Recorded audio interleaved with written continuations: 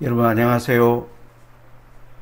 mRNA 에피소드 두 번째 강의를 시작하려고 합니다.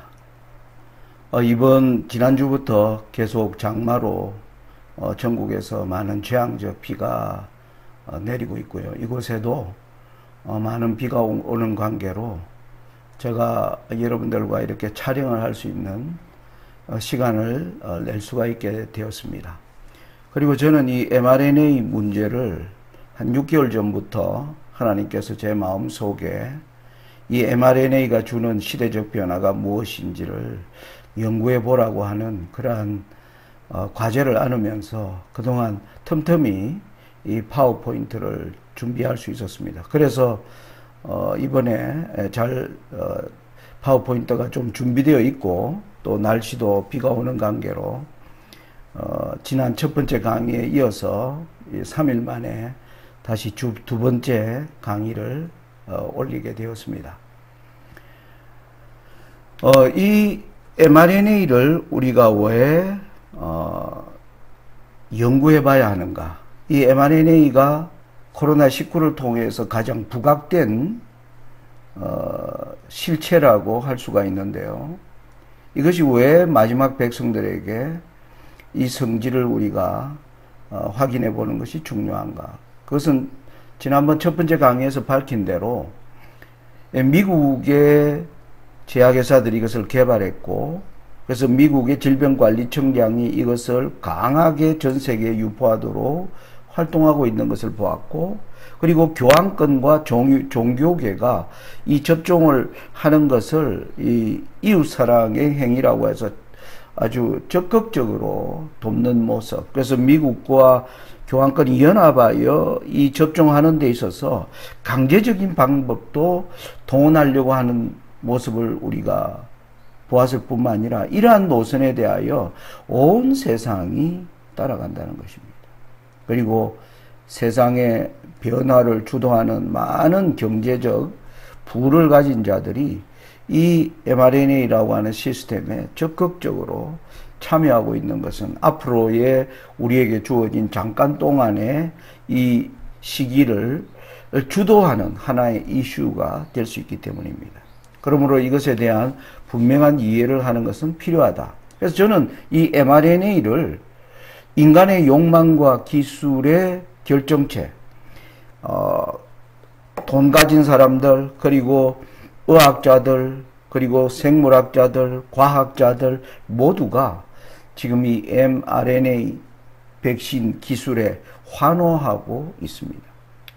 그래서 우리가 코로나를 통해서 이 mRNA 백신이 어떻게 출현하게 되었는가? 이유는 이제 과학자들이 이렇게 얘기한다는 거죠. 전염력이 굉장히 20배나 이상 강해졌다.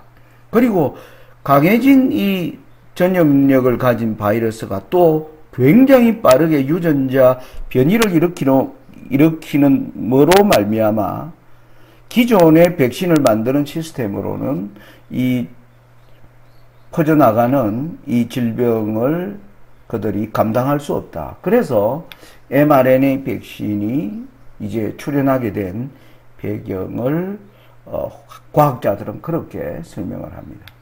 자, 그러면 우리는 질문을 던져봐야 되는 것입니다. 코로나19는 왜 이전의 바이러스와 다르게 강한 전염력과 아울러 빠른 유전자 변이를 보이는가? 이걸 우리가 잘 한번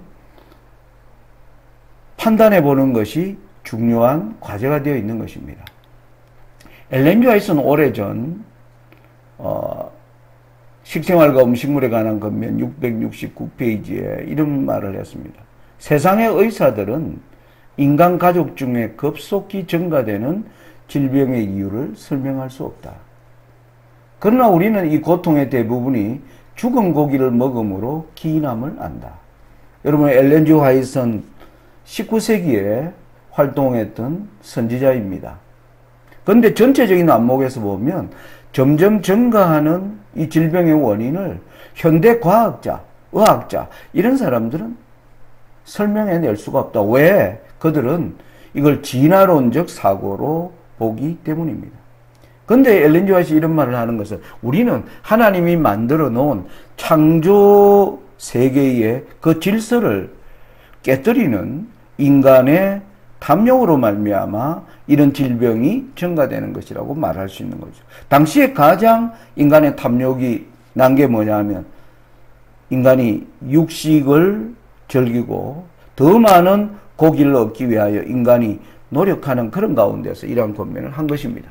실제로 여러분 이러한 육류의 소비량은 여기 우리나라 2018년 통계청 자료를 보면 여러분 1980년대와 2018년 약 38년 사이에 육류 소비가 여러분 몇 배요? 거의 5배 이상 늘어난 것을 보게 됩니다. 그래서 이런 일들을 인간이 하나님이 만들어 놓은 이 자연 법칙들을 인간이 무시하고 자기의 욕망과 탐욕을 따라 살고자 하기 때문에 이러한 일들을 자행해 옴으로 말미암아 동물계에 큰 혼란이 초래되었다는 걸 알 수가 있습니다.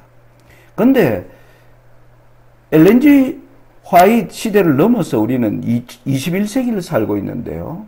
이때에 또 인간이 자행한 하나의 거대한 탐욕이 있습니다. 그게 뭐냐면은 인간의 수명을 늘리기 위한 엄청난 노력들이 진행되어 온 것입니다.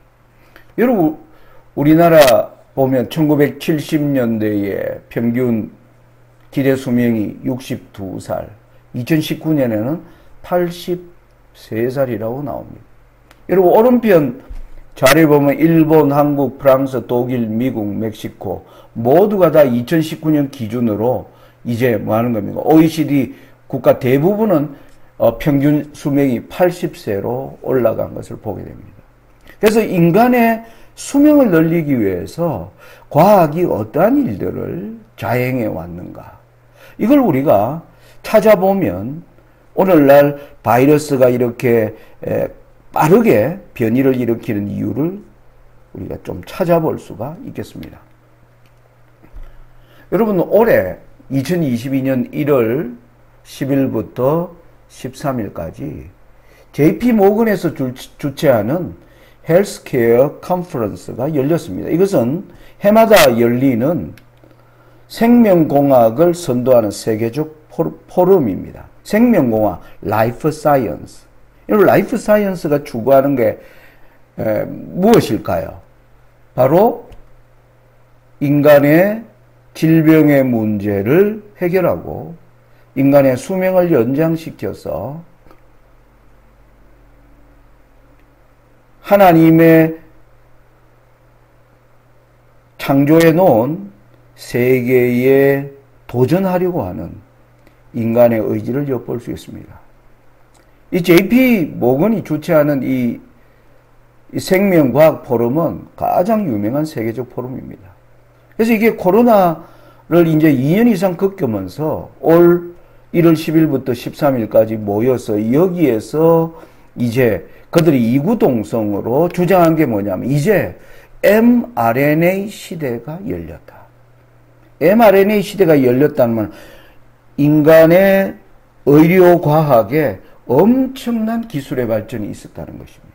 생명이 아주 급속도로 연장될 수 있는 길들을 mRNA 기술로 마련되었다. 이런 발표를 했습니다. 여러분 시편 90편 10절에는 우리의 연수가 70이요 강건하면 80이라도 그 연수의 자랑은 수고와 슬픔뿐이요 신속히 가니 우리가 날아가나이다. 다윗이 성령에 감동하여 기록한 인간이 예수님의 재림에 이르기까지 인간이 가지는 평균 기대 수명은 70세, 80세라는 것이 성경이 말하고 있는 수명에 관한 권면이라고 할 수가 있겠습니다. 그런데 이 수명을 이제 획기적으로 연장하기 위한 노력이 언제부터 가장 빠르게 진행되었느냐면 바로 1990년대에 들어왔습니다. 1990년대에서 지금 2022년이니까 32년간 어떠한 일들을 주도했는가 하는 것을 좀 보고자 하는 것인데요. 그런데 1990년대가 주는 우리가 하나님이 주시는 마지막 때에 관한 예언의 관점에서 보면 1990년대는 굉장히 중요한 의미입니다. 왜냐하면 그 이전까지 세계는 두 조각이 나 있었습니다. 미국으로 대표되는 자본주의, 소련으로 대표되는 공사회주의. 자, 그런데 미국의 레이건 대통령과 교황 요한 바오로 2세가 연합하여 소련을 무너뜨림으로 말미암아 미국은 이제 전 세계를 주도하는 정치 세력, 신자유주의를 주도하는 세력으로 자리를 잡았고요. 교황권은 그 거대한 공산주의를 무너뜨린 이 요한 바오로 2세의 그 치적은 전 세상 사람들이 찬양하면서 다시 교황권은 전 세계 종교를 대표하는 지도자의 길을 이제 갖게 되었다는 것입니다. 그러므로 1990년 이후는 영적으로 미국과 교황권이 주도해 나가던 시대. 정치와 종교라는 두 축을, 정치는 미국이, 종교는 교황권이. 그렇게 설명드릴 수가 있습니다. 자, 그러면 이때 라이프 사이언스라고 하는 생명과학이 어떠한 길들을 추구했는가? 제가 좀 사건을, 중요한 것들을 좀 모아서 정리를 해보았습니다. 여러분, 1990년대 이후에 라이프 사이언스라는 것은 무엇을 집중적으로 연구하느냐 하면 바로 DNA와 RNA. 인간의 세포핵 속에 있는 생명의 비밀은 이 DNA와 RNA의 이 정체를 푸는 데 있다는 것이 과학자들이 이제 그 실체들을 보기 시작하면서 이 문제에 대한 연구에 집중적으로 이제 모든 노력이 투입되었습니다. 여러분, 1993년에서 2001년까지 8년간 미국을 통치한 빌 클린턴 대통령이 재임 시에 야심차게 자기가 이루겠다고 발표한 것이 뭐냐면 인간의 게놈 지도를 완성하겠다. 우리의 DNA를 구성하는 수십억 개의 염기 서열을 읽어내는 거예요. 그 염기 서열을 읽어내면 인간의 몸에 여러 질병을 일으키는 어디에 염색체가 약한 염색체고 그것을 이제 찾아내면 치료를 위한 그리고 인간의 생명의 연장에 있어 획기적인 발전을 이룬다고 하는 그러한 힌트에 의해서 인간의 염기서열을 다 읽어내는 작업을 마련하겠다. 자, 그런 가운데 여러분 1997년에 복제양 둘리 동물 복제가 시작됩니다. DNA 기술이 점점 발달해 나가는 장면입니다. 그러면서 유전자 조작 식품이 우리 식탁에서 먹을 수 있는 음식으로 미국 FDA는 허가를 했습니다. 지금 여러분 밖에서 외식하면 식당에서 주는 음식들은 거의 다가 유전자 조작 식품으로 지금 뒤덮여 있습니다. 그러면서 21세기 들어와서 유전자, 복제, 줄기세포, 동식물을 가리지 않는 엄청난 유전자 조작 실험들이 자행되는 거예요. 여러분, 여기에 자연계가 엄청난 몸살을 앓기 시작한 것입니다. 큰 혼란이 초래된 것이죠. 인간이 자신의 생명을 연장하기 위하여 인간을 실험으로 할 수 없기 때문에 인간 대신에 엄청난 실험을 바로 자연계에 존재하는 식물과 동물계에 자행한 것이었습니다. 여러분, 이러한 기술들은 점점 발전하면서 이번 코로나가 왕성하게 퍼지는 가운데서 여러분 2020년에 노벨 화학상을 두 여자 프랑스와 미국의 학자가 노벨 화학상을 받았는데 무슨 공로로 받았는가? 유전자 가위 기술이라고 하는 것을 그것을 발견해냈습니다. 이제 이런 결과를 오면서 2021년엔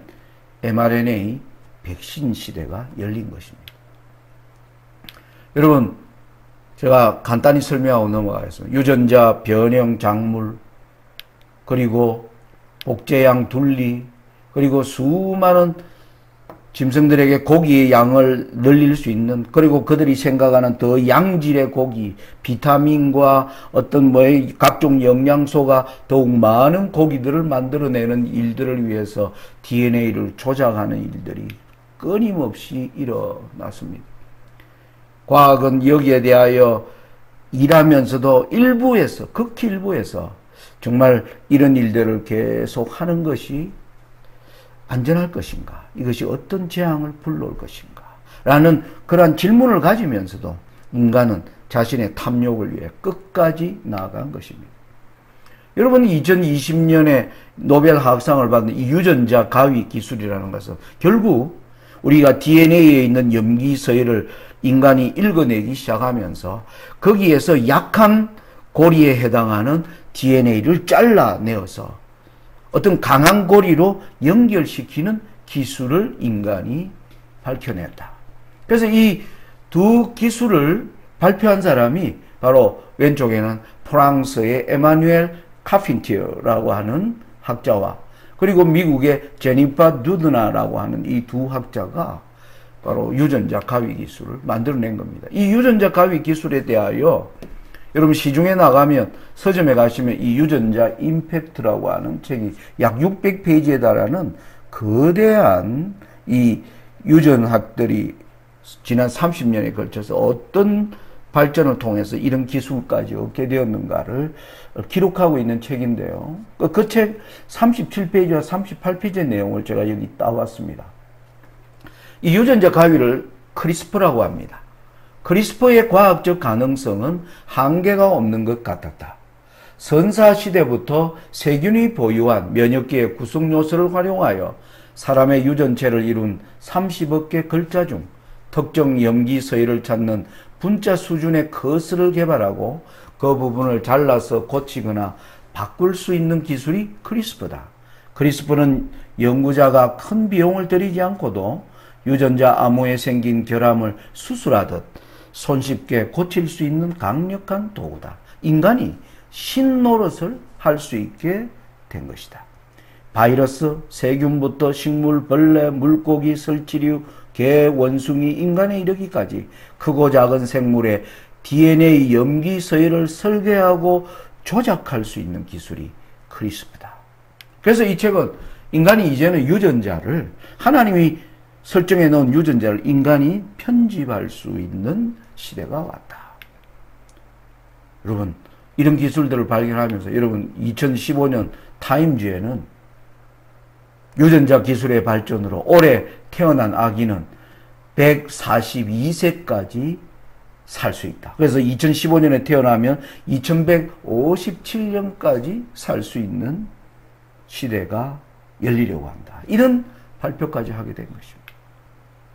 여러분, DNA 연구는 그들에게 아주 가장 생명공학의 가장 핵심적인 연구였습니다. 왜냐하면 이 DNA가 RNA가 어떻게 되어 있느냐 하면 여기 DNA는 개개인마다 다른 고유의 유전 정보를 담고 있습니다. 유전 정보는 어떠한 세포들을 만들어야 하는지, 몸속 장기부터 전체적인 모습까지 어떻게 구성할지에 대한 정보라고 할 수 있습니다. 결국 우리 몸에 필요한 단백질을 적재적소에 만들기 위한 정보인데요. 이를 위해서는 누군가가 DNA가 지령한 정보를 해석한 뒤 단백질을 만드는 곳에 전달하는 역할을 해야 합니다. 여러분, DNA가 우리 몸을 구성하기 위한 설계를 해 나가는 데 있어서 그것을 적재적소에 전달할 메신저가 필요했다는 것입니다. 바로 여기에서 메신저, mRNA는 메신저 RNA. 그래서 메신저 RNA는, 즉 mRNA는 인체에 단백질을 만드는 법을 알려주는 유전 물질. 그것을 인간의 정보를 통해서 이제 질병을 퇴치하는 길이 열리게 되었다. 그래서 저는 이 mRNA를 인간의 욕망과 그것을 이루기 위한 모든 기술이 결합된 바로 결정체이다. 이렇게 제가 말씀하는 것입니다. 이제 결론을 내리면 코로나19 팬데믹의 특징에서 20배 이상 강해진 전명력과 빠른 유전자 변이는 결국 뭐였습니까?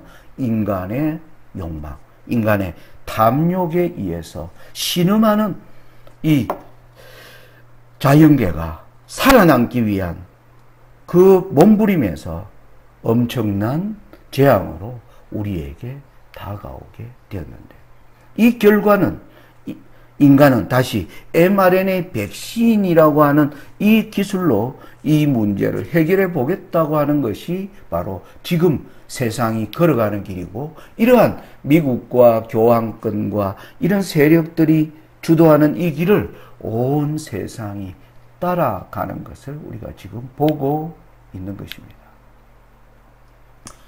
정리하면 이렇습니다. 인간의 탐욕으로 일어난 팬데믹을 처리하는 데 있어 인간의 천부적인 자유를 유린하는데 앞장선 미국과 이것을 부추기는 교황권의 행태를 전 세계가 따라가는 것은 마지막 투쟁의 전조를 보여주는 것입니다. 제가 이 mRNA를 심각하게 보는 것이 뭐냐면, 이러한 기술의 결정체를 두고 국민에게만 이것을 강제적으로 접종하려고 하는 이 시도는 앞으로 우리의 모든 예배의 자유와 하나님 앞에 천부적인 양심의 자유를 국가와 종교가 연합하여 제한하려고 하는 이러한 사건이 일어나는 바로 전조적 사건으로 하나님이 보여주시는 것이다. 하나님의 예언에서요, 어떤 일이 보여지기 시작하면 곧 그 일이 실제로 일어날 것을